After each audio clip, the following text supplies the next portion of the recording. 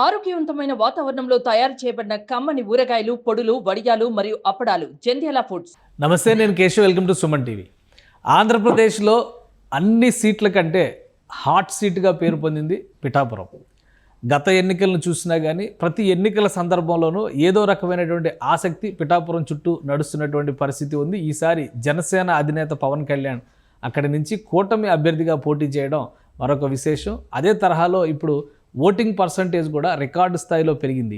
ఈ నేపథ్యంలో ఇది ఎవరికి కలిసి రాబోతుంది, అలానే క్యాన్వాసింగ్ జరిగినటువంటి విధానం ఏ విధంగా ఉంది?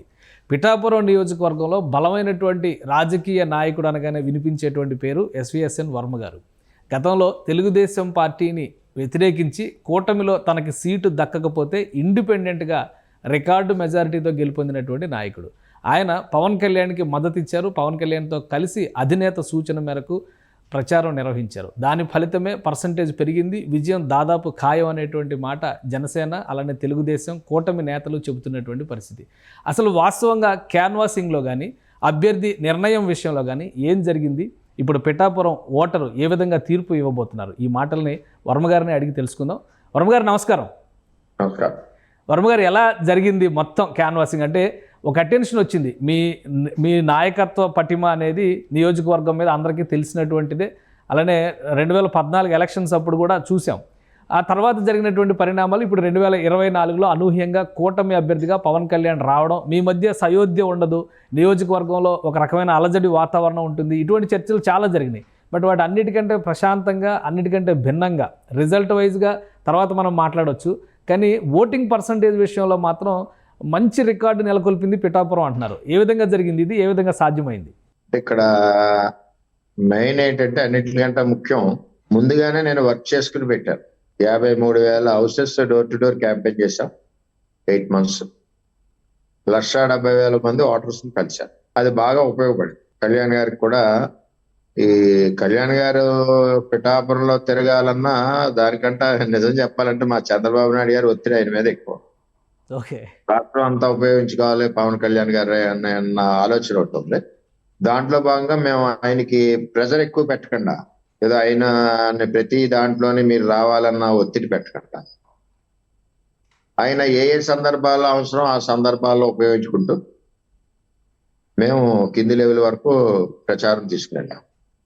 కానీ అవతల పక్షం కూడా చాలా ప్లాన్డ్గా వర్క్ చేసింది. మండలానికి ఒక ఇన్ఛార్జి, సమన్వయకర్త, అలానే చాలా ఫోకస్ ఉంది. అటువైపు ద్వారంపూడి చంద్రశేఖర్ రెడ్డి గారు, మిథున్ రెడ్డి గారి దగ్గర నుంచి చూస్తే అలానే ముద్రగడ పద్మనాభం గారి వరకు ఒక వ్యూహం, బలమైనటువంటి వ్యూహం, పద్మ వ్యూహం ఉందా పిఠాపురం మీద?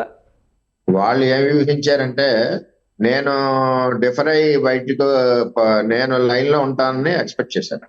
యాక్చువల్ గా నేను పార్టీ నిర్ణయానికి కట్టుబడి వ్యక్తిని. నేను పోరాడినా, ఫైట్ చేసినా మా నాయకుడి తండ్రి లాంటి చంద్రబాబు నాయుడుతో గట్టిగా పోరాడతాం. అందరితో మాకున్న ఇబ్బంది ఆయనకి చెప్తాం. యాజ్ ఏ ఫాదర్ గా ఆయన తండ్రిగా పార్టీకి చంద్రబాబు నాయుడు తీసుకున్న డెసిషన్ ని అల్టిమేట్ గా లాస్ట్ లో ఒబే చేయవలసిందే. నా నిర్ణయం అది. నేను ఏదైనా దెబ్బలాడితే చంద్రబాబు నాయుడుతో దెబ్బలాడినా, ఇందులో పవన్ కళ్యాణ్ గారికి సంబంధం లేదు. నేను యాక్చువల్ గా 3-4 months క్రితమే కళ్యాణ్ గారు వస్తే ఆహ్వానిస్తాను నేను స్టేట్మెంట్ ఇవ్వడం కూడా జరిగింది. పవన్ కళ్యాణ్ గారు వస్తే భుజాల మీద ఇట్టి మోస్తాం, అందులో తేడా లేదని కూడా చెప్పాను. ఎంచేదంటే రాష్ట్ర పార్టీ అధ్యక్షుడు ఈ రోజు ఓటు చేయకూడదన్న ఒక నినాదంతో ఒక వర్క్ చేయడమే కాకుండా ఆ డివిజన్ రాకూడదన్న మెసేజ్ ప్రతి ఓటర్కి కూడా వెళ్ళింది. రెండోది, అన్నిటికంటే నాకు ఆయన మీద అభిమానం, ప్రేమ ఏంటంటే, చంద్రబాబు నాయుడు గారిని అన్యాయంగా అరెస్ట్ చేసినప్పుడు నేను తక్కువ ప్రయాణంలో నేను కొన్ని విషయాలు చెప్పాలి. ఆయన చాలా sincere and systematic person Pawan Kalyan garu. ఓ మర్యాద గాని, ఓ గౌరవం గాని, మాట్లాడే విధానం గాని చాలా సంప్రదాయబద్ధంగా ఉంటారు. ఈ జర్నీలో నేను కూడా ఫ్యాన్ అయ్యాను, ఈ తక్కువ జర్నీలో. అటువంటి వ్యక్తి, ఆయన యొక్క గుణగణాలు ఏంటంటే, ఒక అన్యాయం ఒక 40 years పనిచేసిన లీడర్కి జరిగింది. ప్రశ్నించేవాడు ఎవడు లేడు, నేను ఎందుకు ప్రశ్నించకూడదని చెప్పి ఆయన ప్రశ్నిస్తూ సెంట్రల్ జైలుకి వెళ్ళడం, మరి జరిగిన అన్యాయాన్ని గట్టిగా వెలిగెట్టి చెప్పడమే కాకుండా, ఆ రోజు పొత్తుకి ఆయన స్పాట్ లో ఎవరైనా పొత్తు నిర్ణయం చేసుకునేటప్పుడు అక్కడ అదే పవన్ కళ్యాణ్ గారి ప్లేస్ లో ఎవరైనా ఉంటే ఈ పార్టీ అధ్యక్షుడు కొంచెం ఇబ్బందికర పరిస్థితిలో ఉన్నారు, మనం ఎలా గెయిన్ చేసుకోవాలి, మనం ఎదగాలంటే ఇదే సమయాన్ని ఆలోచన చేస్తారు కొంతమంది. ఈయన రాజకీయంగా ఆలోచన చేయాలి. అన్యాయమైన అక్రమ అరెస్ట్ని క్వశ్చన్ చేశారు. ఆ అక్రమ అరెస్ట్కి మనం సపోర్ట్ చేయాలి. ఇటువంటి రేపు ఇంకోటి జరుగుతున్న ఉద్దేశంతో పవన్ కళ్యాణ్ గారు సపోర్ట్ చేశారు. అదొకటి నాకు బాగా, మా లీడర్కి సపోర్ట్ ఇచ్చారన్నది నాకు కూడా మనసులో.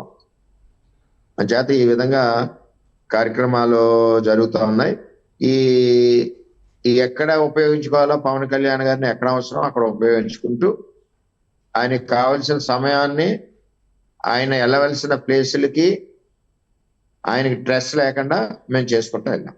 కానీ అంటే పవన్ కళ్యాణ్ గారు ఆ నిర్ణయం తీసుకోవడం వల్ల జనసేన పార్టీ అస్తిత్వాన్ని, జనసేన పార్టీ మరింత బలంగా పెరిగేటువంటి పరిస్థితుల్ని ఉపయోగించుకోలేకపోయారు. ముఖ్యంగా సామాజిక వర్గ పరంగా ఆయన పైన విపరీతమైన దాడి జరిగింది. దీన్ని మీరు ఏ విధంగా చూస్తారు? అంటే అది టెంపరీగా దాడి చేశారండి. వాళ్ళు కూడా ఒక విధంగా చెప్పాలంటే కాపుల నాయకత్వంలో ఇది వరకు కొంతమంది సీనియర్ లీడర్స్ మేము కాపుల్ని ఓన్ చేసుకున్నాం, మేమే కాపులు సంబంధించిన మంచి చెడ్డ చూడవలసిన బాధ్యత ఇది మాకే ఉంది, ఇంకెవరికి లేదన్నది ఒక నిర్ణయానికి వచ్చారు. పవన్ కళ్యాణ్ గారి కులం లేదు నన్ను అడిగితే. ఆయనకి కులం మీద కానీ ఇటువంటి మీద లేదు. అందరూ కలిసి ఉండాలి, అందరికీ మంచి జరగాలని ఆలోచన చేసే వ్యక్తి. వీళ్ళు సడన్ గా ఈ డెసిషన్ తీసుకోవడంతో వీళ్ళ యొక్క ఉనికి ఎక్కడైతే పోద్దన్న ఆలోచనతో స్టేట్మెంట్లు ఇచ్చారు. వీళ్ళందరూ పేపర్ పుల్లు తప్పితే ఫీల్డ్ లో ఉన్న మనుషులు కాదు. మరి 4 ఏళ్ళు మరి వైఎస్ఆర్ జగన్మోహన్ రెడ్డి ప్రశ్నించాలి కదా. వీళ్ళు 4 ఏళ్ళు కూడా చంద్రబాబు నాయుడు గారిని ఎలా ప్రశ్నించారు? ఇవాళ జగన్మోహన్ రెడ్డిని ఎందుకు ప్రశ్నించలేదు? ఆయన ఏం చేశాడు కాపు కమ్యూనిటీకి? ఆయన ఏమైనా చేశాడా? అంటే ఇవన్నీ ఆలోచన చేయవలసిన విషయం. ఈయన కమ్యూనిటీ పర్పస్ కానీ కులం పేరుతో కానీ ఈయన రాలేదు. నేను వచ్చింది ఏంటంటే ప్రశ్నిస్తాను, నాకు అధికారం ఉన్నా లేకపోయినా, ఎవరు తప్పు చేసినా ప్రశ్నిస్తానని చెప్పి అందరూ వాడిగా వెళ్ళారు తప్పితే ఇప్పుడు కౌలు రైతులకి డబ్బులు ఇచ్చాడు ఆయన 30-35 కోట్లు. కులం చూడలేదు అక్కడ. రైతు అన్నవాడు ఏ కులంలో ఉన్నా ఎవడైతే నష్టపోయాడో ఆయనకి చేశారు. ఆయన వ్యక్తిగతంగా ప్రజలకి రైతులకి ఒక చెయ్యాలి, ప్రభుత్వం చేయట్లేదు నా కష్టార్జితం అని చెప్పి ఆయన చేశారు. అది చాలా మంచి విధానంగా ప్రజలకు కూడా వెళ్ళింది. కానీ అంటే ఒకటి అక్కడ జరిగినటువంటి చర్చ అంతా పిఠాపురం నియోజకవర్గంలో కాపు ఓటర్లు ఎక్కువగా ఉన్నారు కాబట్టి వాళ్ళని ఆకట్టుకునేందుకే పవన్ కళ్యాణ్ గారు నియోజకవర్గం ఆయన నియోజకవర్గం మారడాన్ని కూడా చాలా పెద్ద విమర్శ చేశారు. సరే, అదంతా అప్పుడు ముగిసిపోయినటువంటి కథ కాబట్టి ఎన్నికల ప్రచారం జరిగేటువంటి సమయంలో కూడా ఖచ్చితంగా ఓడించి తీరతాం, ఇక్కడి నుంచి తరిమి కొడతాం, పేరు మార్చుకుంటాం, ఈ సవాళ్ళన్నీ ఏ విధంగా అనిపించినాయి మీకు? పర్సనల్గా పవన్ కళ్యాణ్ గారితో మీరు ఉన్నారు, క్యాన్వాసింగ్లో పాల్గొన్నారు, ఈ రెచ్చగొట్టే చర్యలుగా, కవ్వించే చర్యలుగా ఏమనిపించింది? ఇటువంటి వాటికి కౌంటర్ ఇవ్వాలి, మనం వీళ్ళ నోరు మూయించాలనేటువంటి ప్రయత్నం కానీ ఆలోచన కానీ రాలేదు? ఎందుకంటే సోషల్ మీడియాలో ఎక్కువ చర్చ వాటి మీద జరిగింది. ఎవరికి? పవన్ కళ్యాణ్ గారికి అంటారా? మాకంటారా? మీకు కానీ పవన్ కళ్యాణ్ గారు కానీ, ఎందుకంటే ఆయన ప్రతినిధిగా మీరు ప్రచార బాధ్యతలు నిర్వహిస్తూ ఉన్నారు. పవన్ కళ్యాణ్ గారు సమాధానం చెప్పేంత స్థాయిలు కాదండి. ఆ సమాధానం నేను చెప్తానే వెళ్ళాను నేను ఎక్కడికక్కడ. ఓకే, ఇచ్చాడంటే కులం పేరుతో ఆయన రాలేదు. దత్తుడు గుడి సెంటిమెంట్ తో ఆయనకి కొంచెం దైవం మీద నమ్మకం ఎక్కువ. ఆయన వచ్చారు కానీ అది తప్పది. అంటే దీంతో పాటుగా కొత్తపేట కూడా ఉంది, కొత్తపేట వెళ్ళొచ్చు. ఇవన్నీ వేరే కాన్స్టిట్యున్సీలు కూడా ఉన్నాయి, కాపు కమ్యూనిటీ ఎక్కువ ఉన్నాయి. అంటే ఇక్కడ ఏం చేశారంటే సీనియర్, నేను చెప్తున్నాను కదా, వీళ్ళ యొక్క ఉనికి కమ్యూనిటీ మీద పోతుంది పవన్ కళ్యాణ్ వచ్చాక. ఆ ఉనికి కాపాడుకోవడం గురించి వీళ్ళు కుయ్యెత్తులు పన్నుతూ ఉన్నారు. పవన్ కళ్యాణ్ తప్పేం చేశారండి? ఆయన ఈ రాష్ట్రంలో జరిగే దుర్మార్గ పరిపాలన పోవాలని పోటీ చేయకూడదని ఆయన పొత్తుకొచ్చారు. అది తప్పేలాగవుతుంది. ప్రజల గురించి వచ్చాడు ఆయన. దీన్ని వీళ్ళు ఆరాయించుకోలేక ఇష్టం వచ్చినట్టు వీళ్ళు మాట్లాడుతూ ఉన్నారు. అవి మార్చుకుంటాను, ఇవి మార్చుకుంటాను, మార్చుకోమనండి, ఎవరికి ఇబ్బంది ఏముందని నా దృష్టిలో ఆయన ఏమి పట్టించుకోలేదు ఈ విషయాలు. ఆయన పైన ఆయన చేసుకుంటూ వెళ్ళారు. ఏదన్నా ఆ లెవెల్లో మా స్థాయిలో మాట్లాడవలసిన మేము మాట్లాడాం కానీ ఆయన స్థాయిలో మాట్లాడవలసిన విషయాలు అయితే పిఠాపురం లేవు ఈ విమర్శలు అయితే. రైట్. పిఠాపురంలో పర్సంటేజ్ పెరిగింది, 6% కలిసి వచ్చింది గత ఎన్నికలతో పోలి చూసినప్పుడు అనేది ఒకటి. ఇంకోవైపు నుంచి చూస్తే ఆ ఎడ్జ్ మాది అని చెప్పని వైసీపీ నాయకులు చెప్తున్నారు. ఎందుకంటే ప్రభుత్వ పథకాల విషయంలో, ముఖ్యంగా మహిళల విషయంలో విపరీతంగా ఓటింగ్ పెరిగింది. ఈ ఓటింగ్ పెరగడం అనేది వైఎస్ఆర్సీపీకి, అధికార పార్టీకి కలిసి వస్తుంది అంటున్నారు.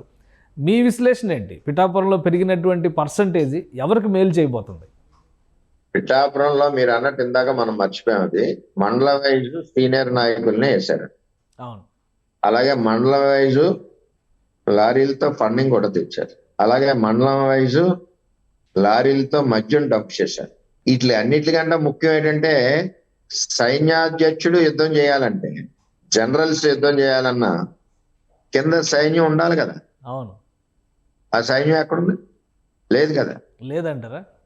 ఆ సైన్యం లేదనే వీళ్ళందరినీ పంపించి నీకు ఆ పదవి ఇచ్చేస్తాను, నీకు ఈ పదవి ఇచ్చేస్తానని చెప్పి ప్రలోభాలు పెడుతూ అన్ని రకాలుగా చేశారు తప్పితే నిజమైన సైన్యం లేదక్కడ. అది పరిస్థితి. కానీ అంటే ఒకటి మీరు చెప్పినదే నిజం అనుకున్నప్పటికీ కూడా వంగా గీత కూడా అక్కడ ఎంపీగా రిప్రజెంట్ చేస్తున్నారు ప్రస్తుతం. 2009 ఎలక్షన్స్లో వంగా గీత చేతిలో మీరు ఓడిపోయారు. 1000 ఓట్ల తేడాతో అప్పుడు ఓడిపోయినటువంటి పరిస్థితి ఉంది. ముద్రగడ పద్మనాభం గారు అయితే ఏకంగా 3వ స్థానంలో ఉన్నారు ఆ రోజు. సో అప్పుడు ఈక్వేషన్ ప్రకారం చూస్తే అభ్యర్థిగా వంగా గీత అక్కడ బలమైనటువంటి నాయకురాలు అనుకోవడానికి ఆస్కారం లేదా? ఆమెకు సైన్యం లేదని మనం ఎలా అనగలుగుతాం? వంగా గీత అన్నది నాన్ లోకల్ ఉండేవి. ఈ నియోజకవర్గానికి సంబంధం లేని వ్యక్తి. దట్టు 2009 నుంచి 14 వరకు ఎమ్మెల్యే చేసింది ఆవిడ. 14లో నేను గెలిచాను. 14 నుంచి 19 వరకు పిఠాపురం నియోజకవర్గంలో కనపడలేదు. వాళ్ళ ఊర్లో ఉంది ఆవిడ. మళ్ళీ 19లో జగన్ మాయలో మళ్ళీ ఎంపీ అయింది ఆవిడ. 19 నుంచి మొన్న ఎలక్షన్ వరకు ఆవిడ కనపడలేదు. ఈవెన్ కరోనా సమయంలో కూడా కనీసం ప్రజలు పలకరించడానికి కూడా రాలేదు. ఆ కరోనా టైంలో నేను దగ్గర 170 పీపీ సీట్లతో తిరిగాను నియోజకవర్గం అంతా కూడా 2 years. ఓకే. ప్రజలు కూడా గమనిస్తారు ఎవరు మనకి మేలు చేసే వ్యక్తులు ఉన్నారు, మనల్ని గట్టిగా పిలిస్తే పలికేవాళ్ళు ఎవరు ఉన్నారు, ఇవన్నీ కూడా డిస్కషన్ అవుతుంటది. ఓటు ఉట్నే వేసారు. ఆ యాంగిల్ ఆలోచన చేసుకుంటే వంగా గీత అనే వ్యక్తి ఓన్లీ పదవి కోసం వస్తుంది తప్పితే వేరే కోసం కాదు, అవినీతి కోసం తప్పితే వేరే కోసం కాదు, మన గురించి రాదన్నది ప్రజల్లో బలీయంగా. నేను ఈ గత 7-8 నెలల నుంచి కూడా నేను ప్రజలను కూడా అడిగాను ప్రశ్నలు. ఎవరన్నా సరే తిరగబడండి, వర్మ తప్పు చేసినా తిరగబడండి, గీత తప్పు చేసినా తిరగబడండి, దొరబాబు తప్పు చేసినా తిరగబడండి అని చెప్పి నేను ప్రజల్లో బలీయంగా దాన్ని తీసుకెళ్ళడం జరిగింది. దాని ఫలితం ఈ మధ్యన మొన్న 3-4 గ్రామాల్లో బయటికి తరిగి కొట్టారు ఎలక్షన్ రోజున కూడా. ఓకే. లేదంటే ప్రజలు కూడా మన కష్టంలో ఉన్నప్పుడు రాలేదన్నది చాలా కోపంగా ఉంటారు వాళ్ళు. ఎప్పుడైనా వాళ్ళు పలకరించవలసింది పని ఉన్నా లేకపోయినా కష్టంలో ఉన్నప్పుడు ప్రజల్ని మనం పలకరించవలసిన బాధ్యత ఉంటుంది, ఓటేసిన ప్రజల్ని. ఆ బాధ్యత ఆవిడ విస్మరించింది కాబట్టి ఈవేళ ప్రజలు కూడా రిజెక్ట్ చేస్తున్నారు. సో మీరు చెప్పిన లెక్క ప్రకారం చూస్తే కూడా లారీలతో డబ్బు పంపించారు, లారీలతో మద్యం తీసుకొచ్చారు. ఎలక్షన్ రోజున కూడా, పోలింగ్ రోజున కూడా రకరకాల ప్రయోగాలు జరిగినాయి. అభ్యర్థి ఫోటోలు కనబడకుండా, కొన్ని చోట్ల పవర్ కట్ అని, కొన్ని చోట్ల అసలు ఓటింగ్కి వెళ్ళేటువంటి క్రమంలో ఓటర్లని నిలువరించేటువంటి ప్రయత్నం జరిగిందని, అలానే జెండాలు కానీ, రంగులు కానీ, ఏదో బట్టలు కట్టుకున్న వాటి మీద కూడా చర్చ జరిగింది. నిజంగా అటువంటి పరిస్థితులు ఉన్నాయి? కేవలం మీడియాలో వచ్చినటువంటి హైప్గానే చూడాలా? ఎలక్షన్ కమిషన్ రూల్ ప్రకారం మెడలో టవల్ వేసుకోవడంలో తప్పు లేదు. పల్లెటూరులో ఇంచుమించు అందులో వేసవకాలంలో ప్రతి ఒక్కరు టవల్ ఉంటుంది. నాకు కూడా చిన్న టవల్ ఉంటుంది. నాకు కూడా ఆ టవల్ పవన్ కళ్యాణ్ గారు 1-2 సినిమాల్లో ఆయన వాడారు. అందుచేత వాళ్ళ యొక్క ఫేవరెట్స్ అందరూ కూడా ఇవి వాడుతున్నారు, చాలా సంవత్సరాల నుంచి వాడుతున్నారు. జనసేన కండువా అన్నది సెపరేట్ గా ఉంటుంది. ఒకవైపు సింబల్, రెండో వైపు పవన్ కళ్యాణ్ గారి ఫోటో తోటి ఉంటుంది. అది కండువా అంటే. టవల్ కి కండువాకి తేడా తెలియని వ్యక్తి ఎవరంటే మన వంగ గీత.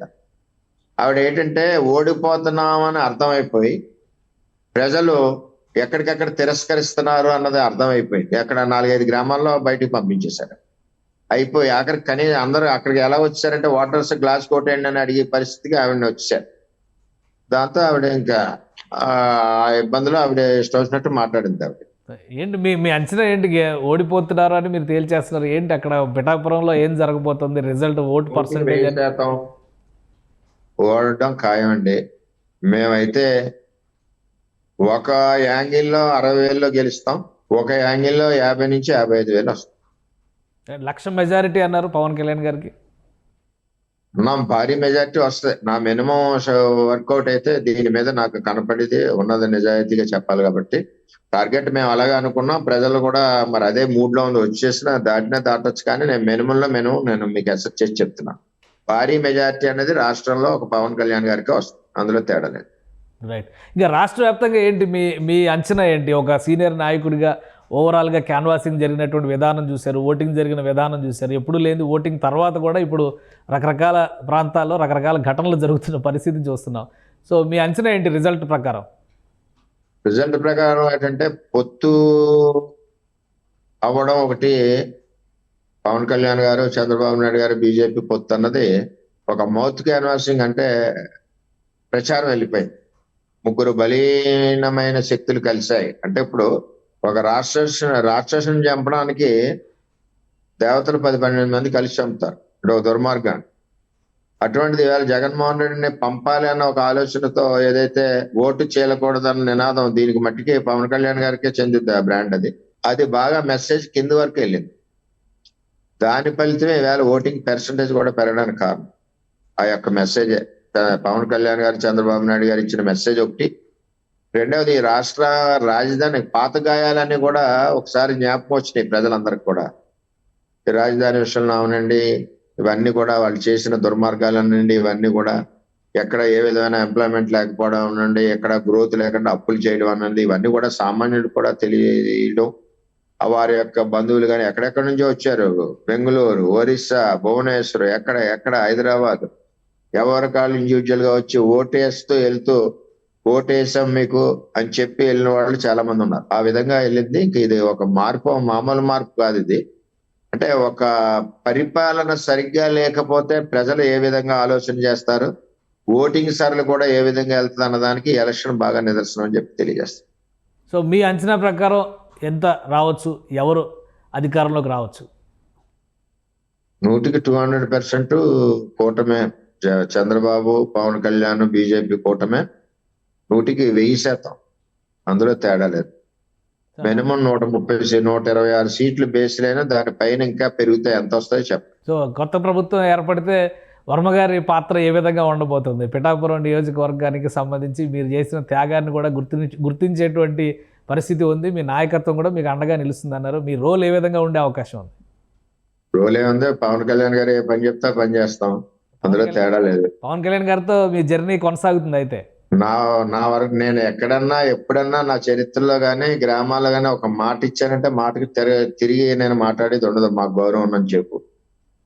చంద్రబాబు నాయుడు గారికి మొన్న మాట ఇచ్చాను, అలాగే పవన్ కళ్యాణ్ గారి ఆఫీస్కి వెళ్ళి నేను మాట ఇచ్చాను. ఆ మాటకి నిలబడి కట్టుబడి నిస్వార్థంగా ఖచ్చితంగా పనిచేస్తుంది మా టీడీపీ క్యాడర్ అంతా కూడా. టోటల్ టీడీపీ ఓట్ 100% కూడా జనసేన పార్టీకి ట్రాన్స్ఫర్ చేశాం. రైట్. అంటే ఇప్పుడు క్షేత్రస్థాయిలో టీడీపీ, జనసేన, బీజేపీ ఈ కాంబినేషన్ పూర్తిగా బలపడినట్టుగా భావించవచ్చా? మీ నియోజకవర్గాన్ని ఒక రోల్ మోడల్ గా చూడొచ్చా? స్టార్టింగ్ లో కొద్దిగా కొన్ని గ్రామాల్లో కొంచెం జరుగుతాయి, కానీ మా నియోజకవర్గానికి వచ్చేసరికి 2009 నుంచి ఉన్న జనసేన టీం అంతా కూడా చాలా బ్రహ్మాండంగా పనిచేశారు.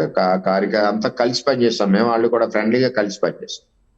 కానీ ఇంకొకటి ఏంటంటే పిఠాపురంలో ప్రచారం సందర్భంలో జరిగినటువంటి ఘటనలు కావచ్చు, నాగబాబు గారు కొంతమంది అంటే అక్కడే దాదాపు 1-2 నెలల పాటు అక్కడే ఆయన ఉండి వాళ్ళందరినీ సమన్వయం చేసేటువంటి ప్రయత్నం. కొంతమంది పార్టీ లైన్ దాటారు అని సస్పెన్షన్స్ వేశారు. అలానే గత ఎన్నికల్లో అభ్యర్థిగా జనసేన నుంచి బరిలో దిగినటువంటి నాయకులు వీళ్ళందరూ కూడా అటు వైసీపీలో చేరిపోయినటువంటి పరిస్థితిని చూసాం. ఇది ఎక్కడ లోటు అనిపించలేదా మీకు? ఎగ్జాంపుల్ నేనే ఉన్నానండి. నాకు అవకాశం లేదని నేను పార్టీని వదిలేసిపోతే నా క్యారెక్టర్ ఏంటండి? పార్టీలో నాయకుడితో దెబ్బలాడతాం, నాయకుడితో కలపడతాం, దెబ్బలాడతాం, మా సమస్య చెప్తాం. చంద్రబాబు నాయుడు గారు ఉన్నట్టే మేము మాట్లాడతాం, అడుగుతాం, మా బాధ చెప్తాం. ఒకసారి మేము చెప్పింది ఆయన వినొచ్చు, లేని పక్షంలో ఆయన చెప్పింది మాకు న్యాయం అనిపోయినప్పుడు చంద్రబాబు నాయుడు గారి మాట మేము తీసే పరిస్థితి ఉండదు. నాకు మొన్న టైంలో కూడా ఆయన ఇప్పుడు పవన్ కళ్యాణ్ గారికి మాకు సంబంధం లేదు. పవన్ కళ్యాణ్ గారు ఒక అధ్యక్షుడిగా పిఠాపురం కోరుకున్నారు, కూటమిలో ఆయన అడిగింది ఇవ్వాలి, దానికి నో అనడానికి వీల్లేదు. మాకేంటంటే ఇన్ని సంవత్సరాలు నేను 20 years నుంచి ఉన్నాం కదా, మాకు ఇన్ అడ్వాన్స్ గా ఎందుకు చెప్పలేదు అన్నది. చెప్పలేదంటే చంద్రబాబు నాయుడు గారికి కూడా తెలియదు, సడన్ గా ఆయన అడుగుతారు. ఇందులో పార్టీ తప్పు కూడా లేదు. ఆయన కూడా చెప్పారు ఈ విధంగా వెళ్ళాలి మనం, దానివల్ల పార్టీ భవిష్యత్తు అంతా కూడా చెప్పారు. దాంతో మనం ఆయన యాక్సెప్ట్ చేసి మరుసటి రోజు నుంచే మేము పనిచేసాం. తర్వాత అది మా మైండ్ లో లేదు, ఆ విధంగా పనిచేసుకుంటూ వెళ్ళాం. ఏ విధమైన ఇబ్బందులు కూడా ఎక్కడ లేవు. కొన్ని సస్పెన్షన్ ఇవి అంటారు కదా, క్రమశిక్షణ చర్యలో కొన్ని నిర్ణయాలు కటువుగా తీసుకోవాల్సిన పరిస్థితి ఉంటుంది. అంతేగాని ఎలక్షన్ టైంలో ఎన్ని ఇబ్బందులు ఉన్నా ప్రతి ఒక్కడు పార్టీకి పనిచేయవలసిందే. ఆ టైంలో నువ్వు సహకరించిన వ్యక్తి ఆడు పార్టీ మనిషి కాదు నా దృష్టిలో అయితే. రైట్. అదే నా ట్వీట్, అదే నా నాగబాబు గారు చేసింది. మనతో నిలిచేవాడే మనవాడు, మనవాడు అనుకున్నవాడు మనకు దూరంగా పనిచేస్తే పరాయివాడితో కలిస్తే మనవాడు కాదనేటువంటి ఒక మాట చెప్పారు. సో ఇలాంటి వాళ్ళని ఉద్దేశించి అనుకోవాలా? అల్లు అర్జున్, రామ్ చరణ్ వీళ్ళందరూ, రామ్ చరణ్, సురేఖ గారు, అరవింద్ గారు వచ్చారు, కానీ అల్లు అర్జున్ అటు వెళ్ళాడు అనేటువంటి చర్చ నడుస్తుంది రాష్ట్ర వ్యాప్తంగా. సో ఈ రెండింటిని పోలిక పెట్టడానికి అవకాశం ఉందా? పిఠాపురాన్ని ఇన్సిడెంట్స్ని బేరీజ్ వేసుకొని చూస్తే ఏంటండి? ఈ రెండు ఇన్సిడెంట్స్ని బేరీజ్ వేసుకొని చూస్తే పిఠాపురంలో జరిగినటువంటి పరిణామాలు కానీ అలానే అల్లు అర్జున్ గారు అటు ప్రచారానికి వెళ్ళడం పైన చేసినటువంటి వ్యాఖ్యగా ఆ ట్వీట్ను మనం చూడొచ్చా? నాగబాబు గారు చేసినటువంటి ట్వీట్ని. అది వాళ్ళు పర్సనల్ ఇష్యూ అనుకోండి, ఆ పార్టీ ఇష్యూలో మనం ఇన్వాల్వ్ అవ్వలేం. కానీ యాక్చువల్ గా అయితే ఎవడైతే తప్పు చేస్తాడో వాడికి తగులుతాయి ఈ మాటలన్నీ. సిన్సియర్ గా పనిచేసినాడు ఇవన్నీ పట్టించుకోకలేదు. వెంటనే అతనికి తగలవి. ఎవరిదైతే పార్టీకి తప్పు చేస్తారో తప్పు చేసిన వాడిని ఉద్దించి ఆయన అని ఉండొచ్చు. వాళ్ళ పార్టీ అంతర్గత విషయాల్లో మనకి జోకింగ్ అని మనకి అనవసరం. Right right, thank you Varma గారు మీ అభిప్రాయాల్ని పంచుకున్నందుకు. ఇది వర్మ గారి అభిమతం. ఒకసారి మాటిస్తే తప్పేటువంటి ప్రసక్తే లేదంటున్నారు. ఆ రోజు అధినేత చంద్రబాబు నాయుడు గారికి మాటిచ్చినట్టే 100% పిఠాపురంలో తెలుగుదేశం పార్టీ ఓటింగ్ మొత్తం జనసేనకి డైవర్ట్ అయ్యే విధంగా, కన్వర్ట్ అయ్యే విధంగా సమర్థంగా పనిచేయగలిగామనేటువంటి మాట చెప్తున్నారు. ఇక రాబోయే రోజుల్లో కూటమి అధికారంలోకి రావడం ఖాయం. పవన్ కళ్యాణ్ మాటకు తగ్గట్టుగా పిఠాపురం నియోజకవర్గాన్ని కంటికి రెప్పలా కాపాడుకుంటారని వర్మగారు చెప్తున్నారు. ఇక పార్టీలో జరిగినటువంటి సస్పెన్షన్లు కానీ అలానే కొంతమంది పార్టీని వీడినటువంటి సందర్భాలు కానీ రాజకీయాలుగా చూసే వాళ్ళకి అలా ఉంటుంది. ప్రజాసేవగా చూసేటువంటి వాళ్ళు మాత్రం అవసరమైనటువంటి సందర్భంలో పార్టీకి అండగా నిలుస్తారని వర్మ చెప్తున్నారు. ఇది special discussion. Keep watching. Suman టీవీలో మీ పర్సనల్ అండ్ బిజినెస్ ప్రమోషన్స్ కోసం కింది నెంబర్కి కాంటాక్ట్ చేయండి.